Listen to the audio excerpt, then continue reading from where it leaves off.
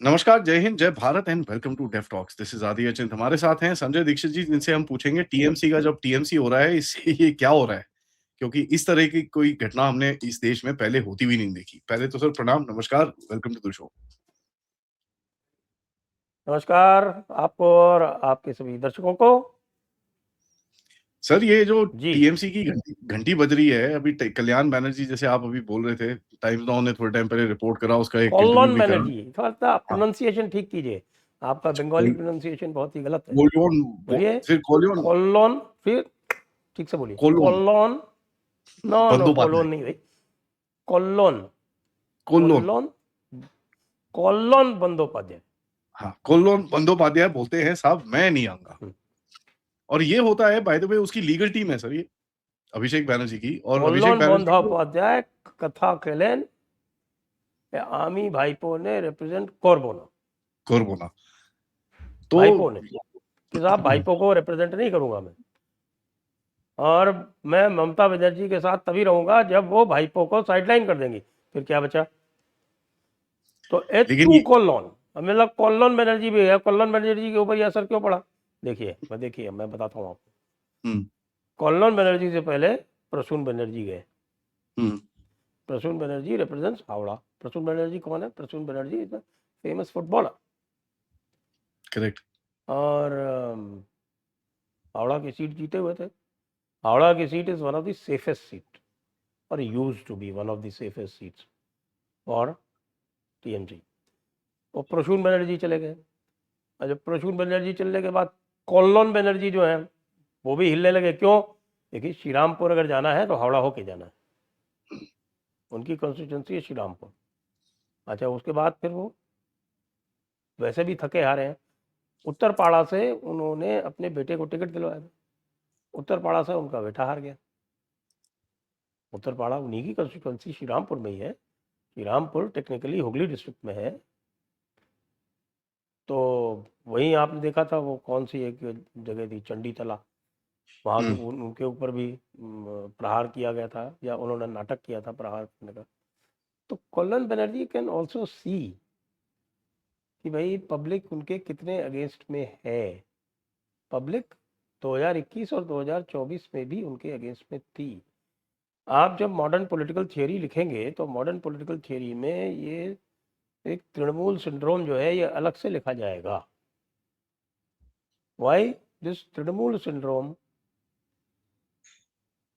It runs a political system only through state power, only through state power। ये एक इन्होंने नया system develop किया, बल्कि अच्छा खासा इन्होंने सिस्टम इनहेरिट किया था।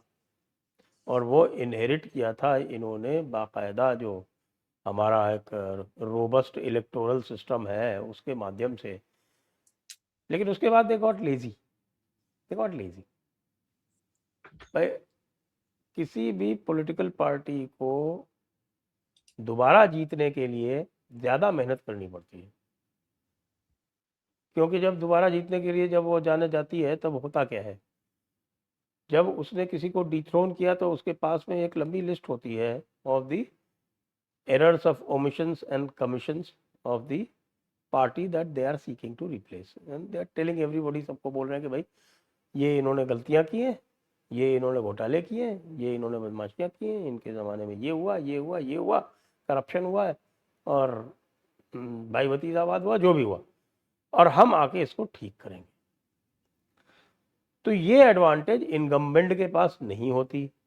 तो इनकम्बेंट हैज़ टू कीप री इन्वेंटिंग कंटिन्यूसली, उसको री इन्वेंट करना पड़ता है, उसको नई नई नए नए सपने दिखाने पड़ते हैं, जो वायदे किए हैं वो पूरे करने पड़ते हैं।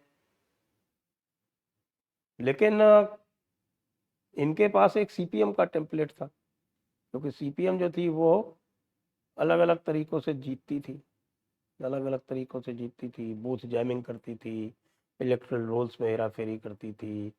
उसने पूरा कार्डर जो था वो एक एक जिसको कहते हैं वोटर मैपिंग, एक एक वोटर की मैपिंग कर रखी थी। हर एक वोटर के लिए उसके पास एक स्पेसिफिकली डिज़ाइंड प्रोग्राम था, और वो डिज़ाइंड प्रोग्राम उसके लिए एक कह सकते हैं इंसेंटिव भी हो सकता था, और उसके लिए इंटिमिडेशन और थ्रेट ये सब भी हो सकता था, इवन वायलेंस हो सकता था। सो दे डन दैट सिस्टम। उसके थ्रू उन्होंने बंगाल में ऑपरेट किया, उसके थ्रू उन्होंने त्रिपुरा में ऑपरेट किया। केरला में दे कुड नॉट डू, क्योंकि Kerala public was somewhat different. यहाँ पे दे मैनेज इट सक्सेसफुली। ये आके उसको, बजाय इसके कि जो इन्होंने प्रॉमिस किया था परिवर्तन का, वो करने के बजाय इन्होंने देखा यार ये बड़ा अच्छा सिस्टम है, इसके सहारे ये 34 साल चल गए, तो let's take it to next level. They took it to next level. और उस नेक्स्ट लेवल में जो इंसेंटिवाइजेशन था वो तो मिनिमल हो गया, और थ्रेट्स, इंटिमिडेशन, वायलेंस, ये जो है ये एक्सपोनेंशियली इंक्रीज हो गए। तो फिर जो लोग स्पेशलाइज करते हैं इसमें, वो उनके ज़्यादा प्रिय हो गए। ऊपर से वो अभिषेक बनर्जी को ले आई। अभिषेक बनर्जी को ले आई तो Abhishek Banerjee was not cut out for the heat and dust of politics.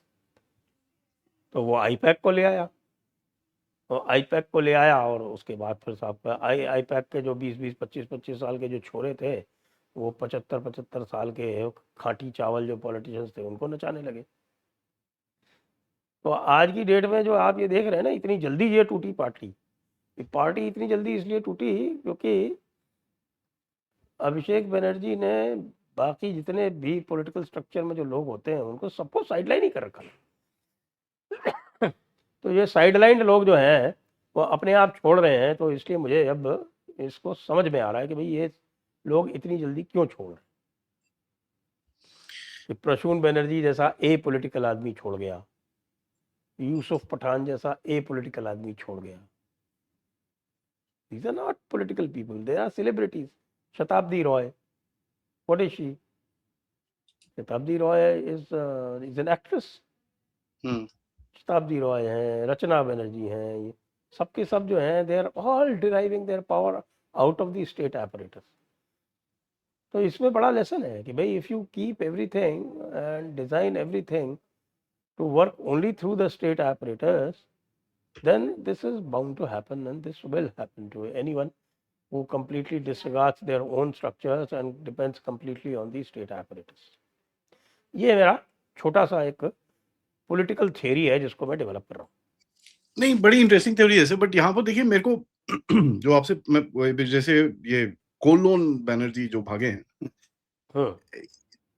ये न्यूज आने से 5 मिनट पहले कोलकाता हाई कोर्ट ने अभिषेक बनर्जी को रिलीफ दिया है कि भाई अरेस्ट मत करो उसको, नो दैट जो उसको करना है, मतलब उसको समन वमन दे दो बट अरेस्ट मत करना। तो अरेस्ट दैट करने को मीन्स जा भी नहीं रहता।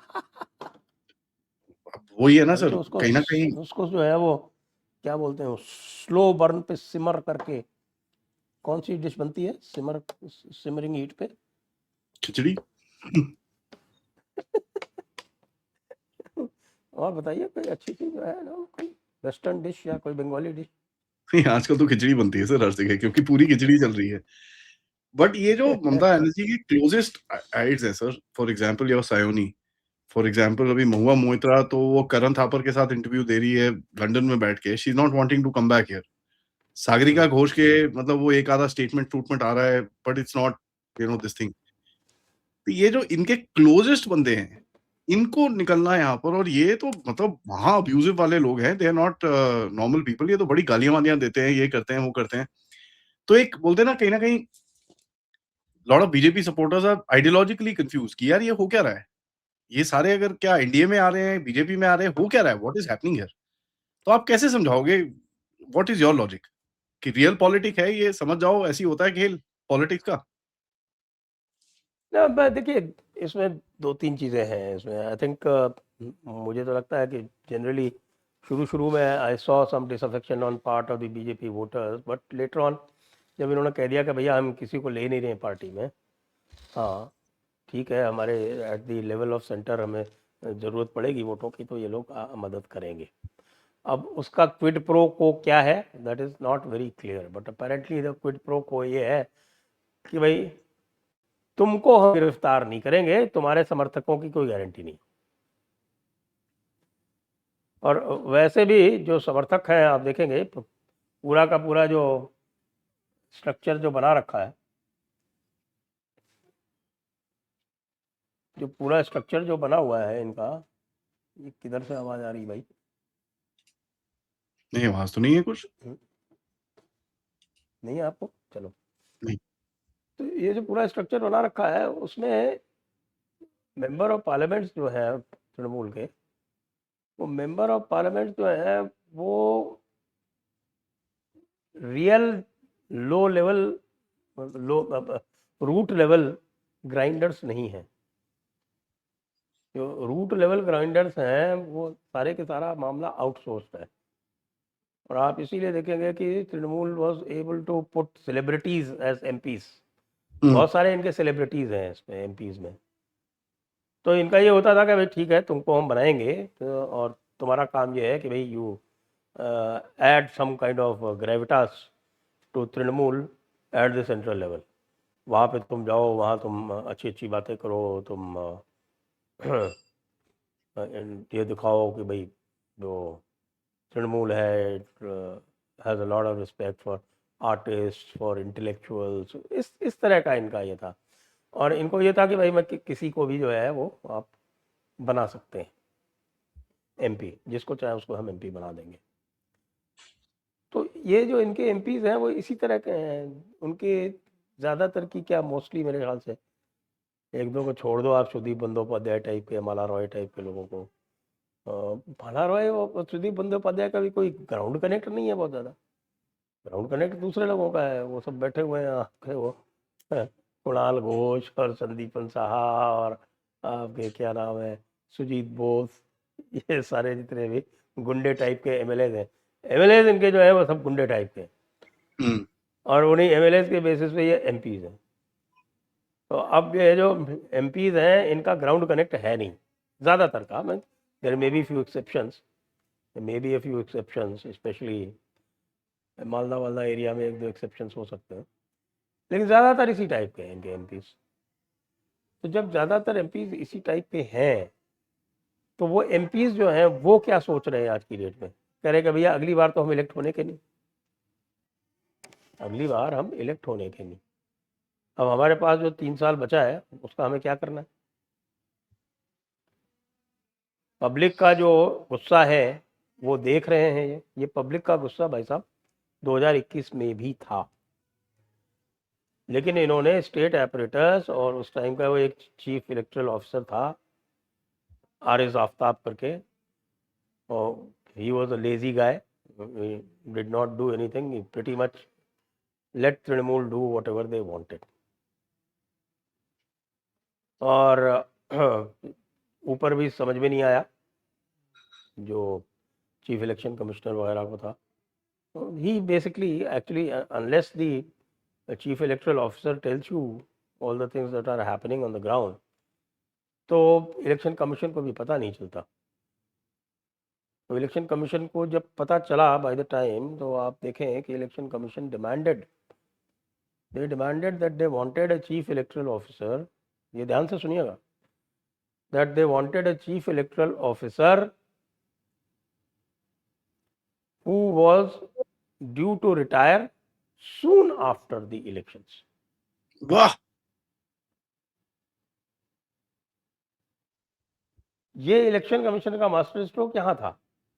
और उसमें जो है आपको बताऊं मैं कि इनकी जो पहली जो इन्होंने लिस्ट भेजी, देखिए चीफ इलेक्टोरल ऑफिसर जो है वो कैसे सिलेक्ट होता है। जो परिपाटी है, जो परंपरा है, जो ट्रेडिशन है, वो ये है कि भाई the final selection is done by the election commission. तो जो स्टेट गवर्नमेंट होती है वो 3 लोगों का पैनल भेजती है। उन 3 लोगों के पैनल में से कोई एक इलेक्शन कमीशन पिक कर लेता है।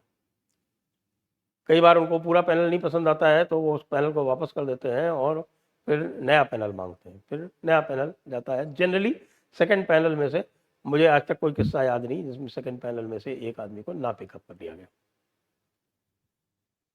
तो ये प्रोसेस है।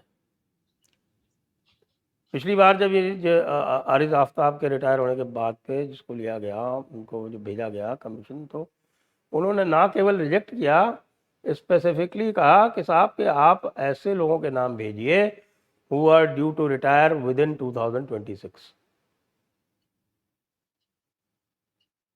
और उसमें इन्होंने ऐसे लोगों के नाम भेजे who were due to retire and who were not exactly grand favorites of TMC. उसमें से इन्होंने मनोज अग्रवाल को पिकअप कर लिया, जो अभी प्रेजेंटली चीफ सेक्रेटरी है। उनकी रिटायरमेंट डेट 31 जुलाई है। It is quite obvious that he will get an extension now. ये तो आज की बात है। तो Manoj Agarwal turned out to be an officer of great integrity, और उन्होंने तय किया कि नहीं, हम हर हालत में इस बार इलेक्शन करवा के देंगे, एक फ्री एंड फेयर। और वो फ्री एंड फेयर इलेक्शन जैसे ही तय हुआ और SIR आया तो कॉन्फ्रंटेशन शुरू हो गया, क्योंकि जिस तरह से 2021 में मैनेज किया था इलेक्शन ममता दीदी ने, शी कुड सी कि भाई ये तो डिसरप्ट होने वाला मामला है, क्योंकि she was winning not because of her popularity but because of election management. तो यहाँ से ये पूरा इशू डिसरप्ट होना शुरू किया। तभी आपने देखा होगा कि Mamata Didi was more busy attacking SIR than campaigning. तो कैंपेनिंग में इतना दिमाग नहीं था उनका, वो ज़्यादा इसी में बिजी थी कि किसी तरह से ये SIR ना होने पाए, या SIR हो जाए तो कुछ और लोगों को ऐड कर लूँ, कुछ उसको ऐड कर लूँ। उसकी वजह से सुप्रीम कोर्ट में भी ये सस्पिशन जो है ये ग्राउंड गेन करता गया कि भाई साहब कुछ कुछ तो गड़बड़ दाल है। में काला है, कुछ तो दाल में काला है। और जो कोई न्यूट्रल लोग, भद्रलोक टाइप के जो लोग थे, वो जिनको लगता था कि साहब के, उनको भी लगने लगा यार कुछ तो दाल में काला है।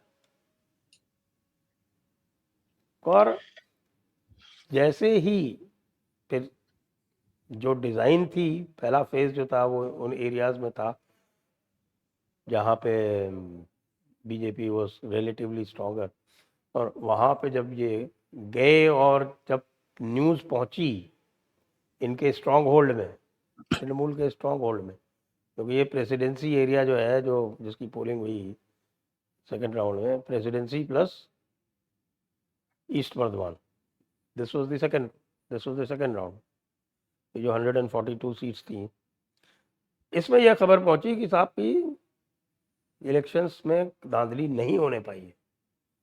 तो फिर जो जितने भी डरे हुए लोग थे, उनमें से काफ़ी बड़ी मात्रा में लोग आ गए बाहर। और मैं आपको कहता हूं कि 90 out of 142 in the second round is still not a fair representation, क्योंकि ये जैसे साउथ 24 परगना में इन्होंने 31 में से 19 सीट जीती है, जो 31 में से 19 सीट जीती है। अगर फियर फैक्टर नहीं रहा होता, बिल्कुल ही नहीं रहा होता, जो आज की डेट में अगर आप करवाओगे, ये जैसे फाल्ता में चुनाव हुए, फाल्ता में चुनाव पहले हुए, फियर फैक्टर मैक्सिमम पे था। उस टाइम पे अगर जहांगीर खान ने ज़्यादा ओवर रीच नहीं किया होता और सीधे साधे चुनाव हो जाने दिए होते, तो फाल्ता वो जीत जाता।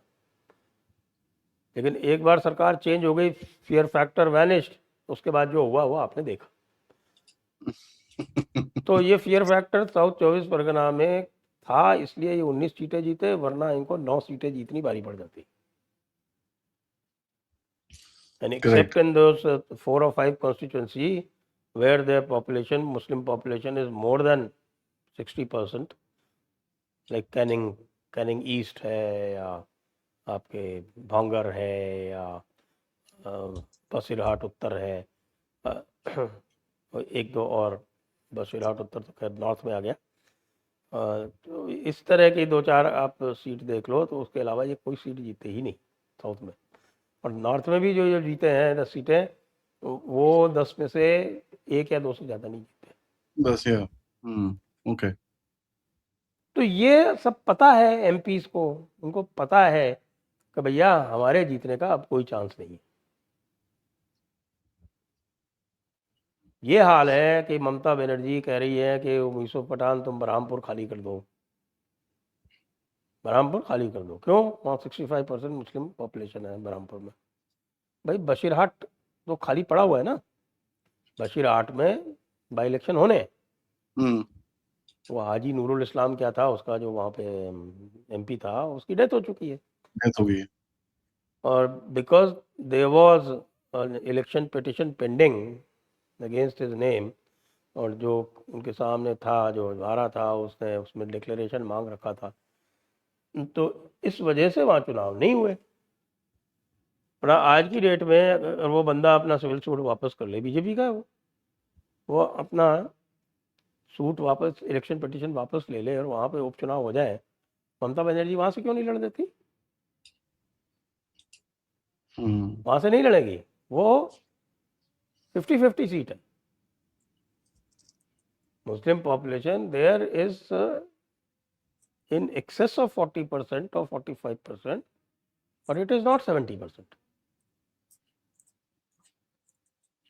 और ऐसी किसी भी सीट को आज ममता दीदी जीतने की क्षमता में नहीं है। इसीलिए आप इन एमपीज को देख रहे हो, एमपीज को एक चीज पता होगी, one thing is very clear, that they have no political future with Mamata Didi. Political future is zero. एक चीज, let me complete, the political future is zero. फिर क्या है दूसरा? तो दूसरा ये है कि जिन लोगों की सहायता से हम जीते हैं, उनको सबको अंडे और जूते खाने पड़ रहे हैं। और न केवल अंडे और जूते खाने पड़ रहे हैं, लोग बाहर आके सबके खिलाफ केसेस फाइल कर रहे हैं। लोग फाइल करें, पब्लिक फाइल करे, पब्लिक में डर खत्म हो गया ना। तो they want to steer clear of that. मतलब ये कोई ऐसे एंजल नहीं है कि आप काकोली घोष दस्तीदार को ले लो, जो लीडर है उसमें आपके लोकसभा ब्लॉक के, जो 20 बाहर आए हैं, 20 में से I am told Sayoni Ghosh को वो एक्सेप्ट करने को तैयार नहीं है। तो कोई बात नहीं, प्रसून बनर्जी भी आ गए और कल्याण बनर्जी भी हिलडुल रहे हैं, तो उनके पास तो फिर बचेगा कौन? वो आपके सुदीप बंदोपाध्याय भी देर सवेर आने ही हैं। माला रॉय का तो नाम पहले ही आ गया। Can you imagine Mala Roy? Mala Roy is MP from south Kolkata. What is south Kolkata? Bhadralok. Not bhadralok, Mamata Banerjee's own constituency is in South Kolkata.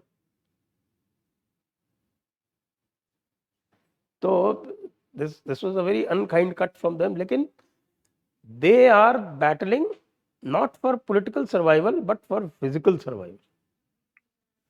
इसीलिए उन लोगों की कोई और शर्त नहीं है। आपने देखा होगा किसी एमपी ने ये नहीं कहा कि साहब हमको जो है आगे टिकट दे देना। वो पॉलिटिशियंस हैं ही नहीं उसमें से ज़्यादातर। आप शौकत रॉय को छोड़ दो या कल्याण बनर्जी को छोड़ दो, इक्के दुक्के और को छोड़ दो, सारे सेलिब्रिटी टाइप लोग हैं। ममता बनर्जी ने कहा कि आ जाओ, पर ठीक है, प्रॉक्सिमिटी टू पावर, एमपी की प्रिविलेजेस, एमपी का स्टेटस, हाँ ठीक है दीदी आ जाते हैं। ये काम लोगों ने किया, इसीलिए ये सब छोड़ के कि भैया जान बचाओ पहले, सबसे पहले ये जान बचाने वाला सिंड्रोम है ये। तो इसलिए जो पब्लिक है, इसीलिए आपने देखा होगा कि शुरू में हल्ला गुल्ला करके वो शांत हो गई। उनके भी समझ में आ गया कि इनकी ये सिर्फ अपनी जान बचाना चाहते हैं। अच्छा, वो एमपी से डायरेक्टली बहुत ज़्यादा एंगस्ट है भी नहीं पब्लिक का। जो भी एंगस्ट है वो डायरेक्ट जो सत्ता में पार्टिसिपेट कर रहे थे, यानी कि जो उनके एमएलएस थे, उनके खिलाफ है। करेक्ट, उनके खिलाफ है। बाकी तो इनके सबकी जो पुराने किस्से हैं, काकोली घोष दस्तीदार ने तो आपके ध्यान हो, वो जो आपका पार्क स्ट्रीट रेप हुआ था, तो उसमें तो वो जो विक्टिम थी तो उसको कह दिया था कि well it was a dispute between a customer, it was a customer dispute, ये कह दिया था। जबकि जो रेपिस्ट था वो बाद में कन्विक्ट भी हुआ। और उसमें जो वो लेडी थी उसको फिर बड़ा आपके विक्टिमाइज किया गया ममता दीदी के द्वारा। Now she is in one of the commissions. वो तो बधाई इनकी। विमेंस अट्रॉसिटी ऑन विमेंस वाला जो कमीशन बनाया उसमें। तो इस तरह से मैं इनकी साइकोलॉजी देख रहा हूँ। इसीलिए आप रोज देख रहे हो कि भाई जितना पब्लिक जो है वो पिटाई कर रही है, जब पब्लिक किसी की भी, सबकी पिटाई कर रही है, एमएलएस की पिटाई कर रही है। और I would say it is non violent, because in लोगों ने तो आपको देखा है ना कि हावड़ा के इनके ऑफिस में इन्होंने कोई 400 बॉम्ब इकट्ठे कर रखे थे। बॉम्ब तो अलग है सर, वो 3000 जो साड़ियाँ निकली हैं बाहर, वो देख के दिमाग खराब होता और है। बताइए वो 3000 साड़ियाँ, मतलब दे वर प्लानिंग मास किलिंग है। murders on a mass scale. They were planning murders on mass scale. क्योंकि 2021 में जो कुछ किया उन्होंने, कुछ नहीं हुआ उनका, तो इस टाइम तो ऐसा था कि भाई इनके तो ऐसे छक्के छुड़ा देने हैं कि जिंदगी में कभी सोचे नहीं हमारे खिलाफ वोट देने के। तो भाई जो भी ऐसा कर रहे हैं तो पब्लिक उनकी खातिरदारी कर रही है, लेकिन बड़ी नॉन वायलेंटली कर रही है। क्या कर रही है? अंडे और जूते, डिम और जूतो, डीजे, डीजे की परिभाषा बंगाल में है डिम और जूतो। Dim is egg. Sir but ये जो देखिए, मेरा एक सवाल है कि ये जितने भी ये मतलब लोग बॉम्ब फेंकते थे, लोग मरते थे। अब हम्म, इनके ऊपर अंडे फेंके जा रहे हैं तो कह रहे हैं वायलेंस है। अरे भाई अंडे फेंकते तो कोई मरता नहीं यार। तो हम थ्योरी डेवलप कर रहे थे, मैं आपको भेज दूंगा, थ्योरम डेवलप किए हमने कि भाई ये आपके जो है वो कितने एग्स पर सेकेंड, मतलब ये एग वेलोसिटी क्या होनी चाहिए उसकी, और कितने एक्स पर सेकेंड के हिसाब से चले, ईपीएस बोलते हैं उसको। तो वो ईपीएस कितना होना चाहिए और आपका एक थेरेपी में और क्या एलिमेंट ऐसे होने चाहिए जिससे कोई नुकसान हो सकता है, और सर बाई ऑल अकाउंट्स भाई नुकसान नहीं होता। ज़्यादा से ज़्यादा जो है वो कोई खरोंच वरोच आ जाती है, इससे ज़्यादा कुछ नहीं होता। Sir people should be grateful and I am saying this with all humility, मेरे को वायलेंस बिल्कुल भी नहीं पसंद, but people should be grateful, अंडे ही फेंक रहे हैं। आई मीन जिस तरह से इन लोगों ने काम करा है वहां पर, इट्स नॉट अरे इवन भाई फनी। हम तो देखते हैं आपके यहाँ कर्नाटका में तो आपके चीफ मिनिस्टर जो है वो एप्पल खा के फेंक देते हैं और लोग उसको लूटते हैं। तो लोग इधर पब्लिक जो है वो अंडे फेंक रही है, they should happily eat those eggs.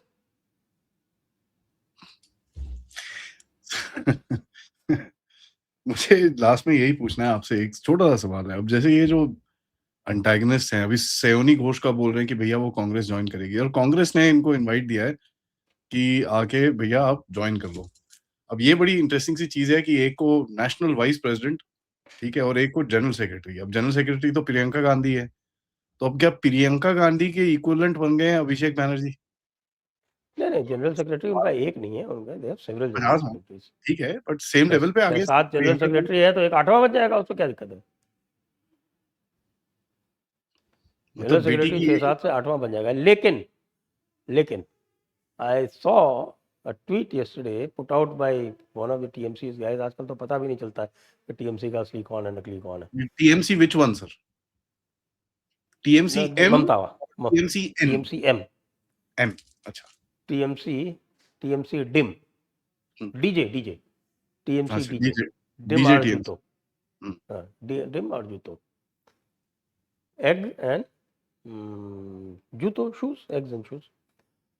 तो वो डीजे टीएमसी की तरफ से किसी ने ट्वीट किया कि भाई there is no talk of TMC joining the Congress. It doesn't make sense for TMC, it makes even less sense for Congress. However, Congress is known to act senselessly, तो इसलिए I don't put it beyond Congress. लेकिन if you look at TMC also, तो अगर TMC में ममता जी भी इसी आपके physical survival की टैक्टिक्स पे चल रही हैं, तो कांग्रेस में ज्वाइन करने से उनका जो फिजिकल सर्वाइवल है वो कैसे इंश्योर होगा? नहीं होता। और बल्कि अधीर रंजन चौधरी तो कह रहा है कि अगर कांग्रेस ने ज्वाइन किया टीएमसी को या टीएमसी ने ज्वाइन किया कांग्रेस को तो he will go out of Congress.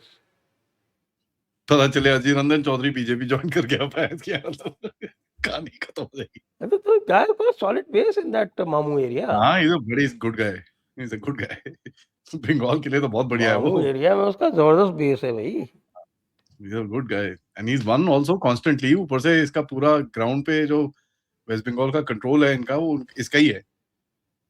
It is him only. भाई वो जो आपका मुर्शिदाबाद मालदा उत्तर दिनाजपुर वाला जो एरिया है वो इसी के कंट्रोल में तो है। जी, जी। तो बाकी ये कांग्रेस जो का है क्या वहां पे? Congress has nothing anywhere in Bengal सुनने में तो ये आ रहा है except Sayoni these Ghosh area. और कोई ये दोनों कांग्रेस। एरिया अच्छा कॉम्प्लीमेंट कैसे करेंगे ये? इसी एरिया में ममता बनर्जी है, इसी एरिया में कांग्रेस है। तो ये एक दूसरे को कॉम्प्लीमेंट भी नहीं करते।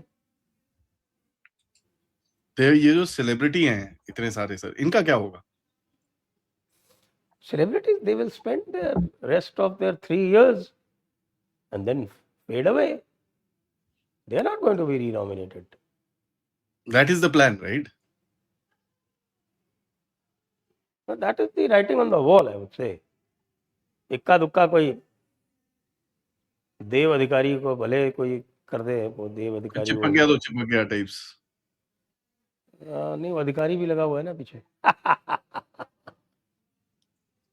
देव मेरे को आई अधिकारी और want Deepak to know the खरपड़ा। Fate of these three sir. ये जो तीन हैं, तीन तिगाड़ियां हैं, जो महुआ मोइत्रा, हाँ बताएं। सायोनी घोष एंड सागरिका घोष, इन तीनों का फेट मेरे I am very interested to find out इनका क्या होने वाला है। इन बिकॉज तीनों का कोई फेट नहीं है। सयोनी घोष ने अगर टीएमसी छोड़ी और ज्वाइन कर ली तो उसको डिस्क्वालीफाई और कर देंगे,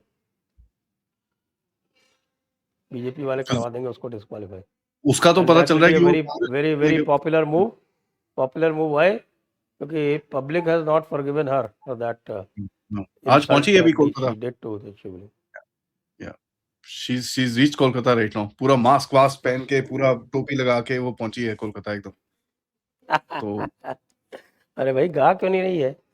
मारे हृदय मचे काबा नयने मदीना, मारे हृदय मचे बट काबा उसके उसके उसके जितना नयने इकोसिस्टम है, जो थोड़ा बहुत उसका छोटा मोटा इकोसिस्टम है सयोनी का, दे आर वेरी अपसेट।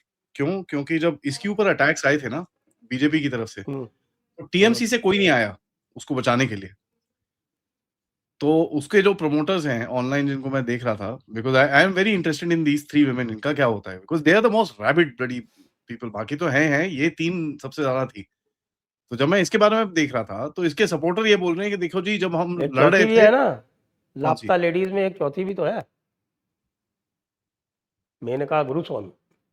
अच्छा, हाँ, वो बट इतनी मतलब she was not this rabid Mahua पता है वो मोइत्रा टाइप।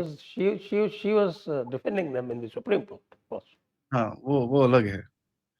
तो I mean what do you think Mamata Banerjee के पास अभी ऑप्शंस क्या है sir finally? She has no good option. All options are bad options. Fade So away into history. she has to choose the less bad option. The best option, of course, is to sideline Abhishek temporarily and try and regain whatever is left of Trinamool Congress. That can't happen. लेकिन knowing her arrogant nature, that doesn't seem to be under her consideration. अब sir वो भी तो, उसके पास भी तो काफी सारे सीक्रेट्स होंगे ना इसके, ममता के। पता चले वो नहीं, भाई सारा शेयर आपस करना में शुरू हो बैठ गया। के तय कर लेते हैं ना, कई बार तो आपस में बैठ के तय करते, हम करते थे कई बार,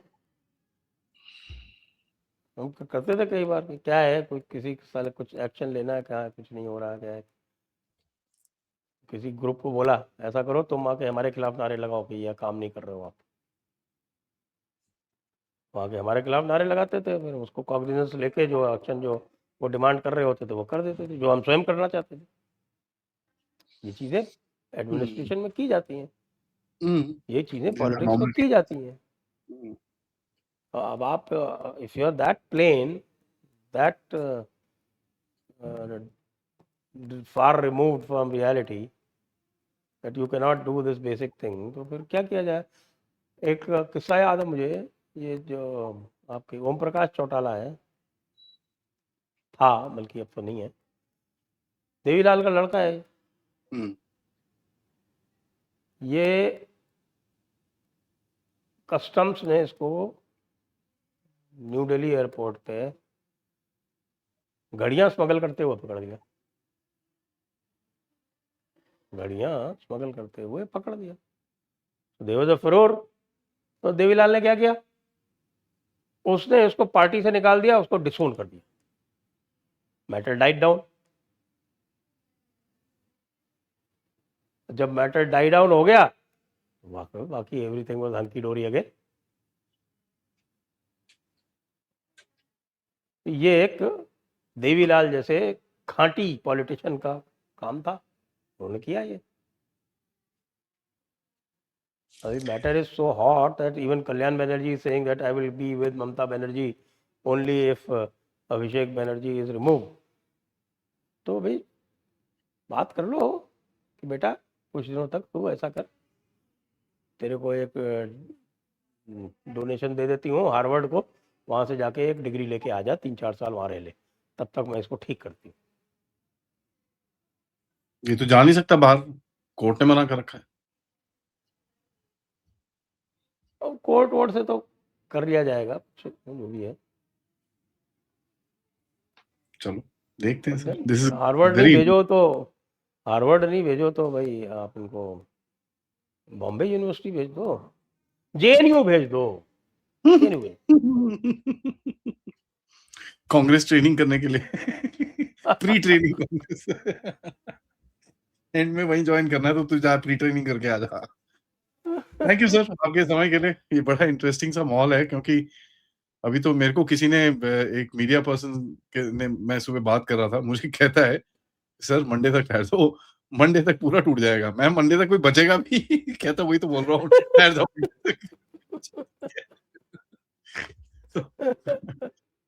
let's see, you know next week केवल वो लोग बचेंगे, वो लोग बचेंगे कीर्ति आजाद जैसे या सयोनी घोष जैसे, जिनको बीजेपी टच करने को तैयार नहीं। नहीं, सयोनी घोष तो people are very upset about it कि इसको नहीं लेना, ये नहीं आनी चाहिए। बाकी ठीक है, जो मर्जी करते रहो आप, आपको पॉलिटिक्स खेलनी है हमको भी पता है, but don't take her. And that I think all of us are in this thing. But अगर साइड में करके उसको एक उसका वोट लेना है, 2-3 साल टॉलरेट करके उसको, कीर्ति आजाद को तो शत्रुघ्न सिन्हा ही धोखा दे गया, बताओ। नहीं सर, पॉलिटिक्स एक राज्यसभा एमपी ने अभी रिजाइन कर दिया थोड़ी देर पहले। क्योंकि पॉलिटिक्स रियलिटी में चलती है, रियल पॉलिटिक्स में चलती है, एंड हम लोग एक्सपेक्ट करते हैं कि बीजेपी एकदम सुखी सीधी रहे, बाकी सब टेढ़े मेढ़े काम करते रहे। ये बस आइडियोलॉजी पे चल रहा है। We expect them to do real politics. Only thing we expect is that certain red lines should not be breached. That's all. That's it. I think that's a very well put saying. Thank you sir आपके समय के लिए। And मेरा सब audience से request है, please video को like जरूर करिए, सब्सक्राइब करिए। एंड नमस्ते, जय हिंद, जय भारत, और सर का मैं पहले बोलूंगा वंदे मातरम। नमस्कार।